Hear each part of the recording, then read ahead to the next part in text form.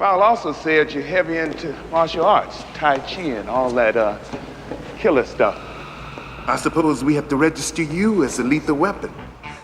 So I'm going on record and saying that Royce Gracie was not the first person that introduced me to Brazilian Jiu-Jitsu. I'm giving that credit to Martin Riggs.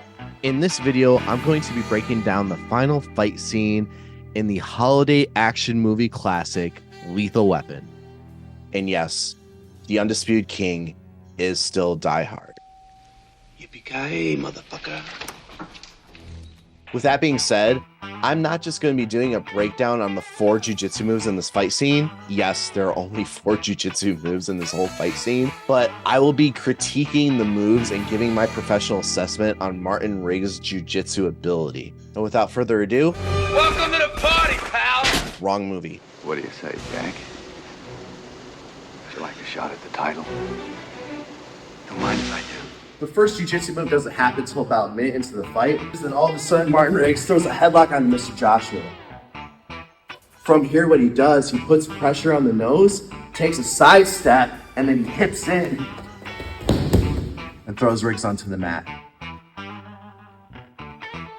So in the next move, what happens is after Mr. Joshua throws Riggs onto the car, Riggs comes at him hard, like chasing after him, trying to strangle him, right?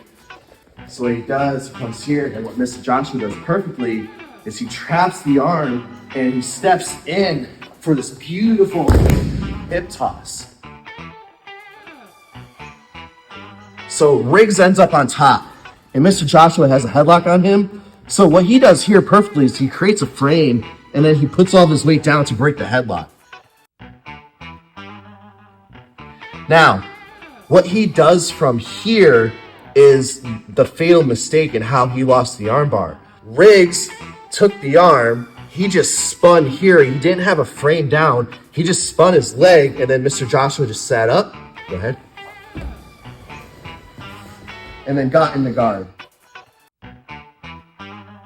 Now, what Riggs should have done if he wanted to get the armbar properly is after he broke that headlock, is taking the arm, moving it to the south, and then pushing Mr. Joshua's chin to the ground, heel toeing up to the armpit, so that way, one, Mr. Joshua can't sit up into the guard, and also it's easy for me to step over, collect the arm, and then take the arm off. How Riggs gets the triangle here is Mr. Joshua is throwing punches here. So after Riggs takes a few hits, Mr. Joshua swings back, and this is where he gets his legs over the shoulders.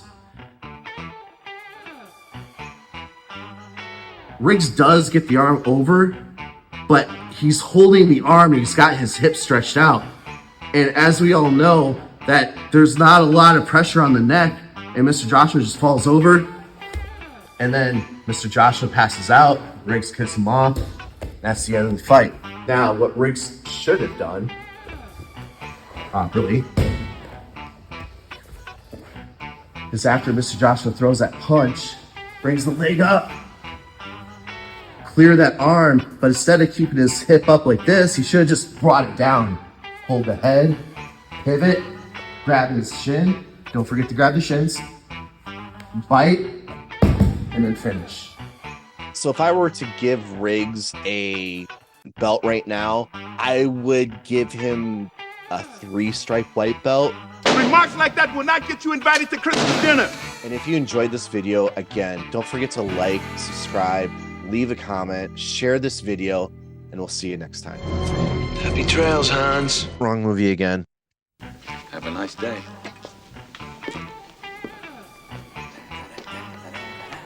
Da, da, da, da, da, da, da, da, da, da.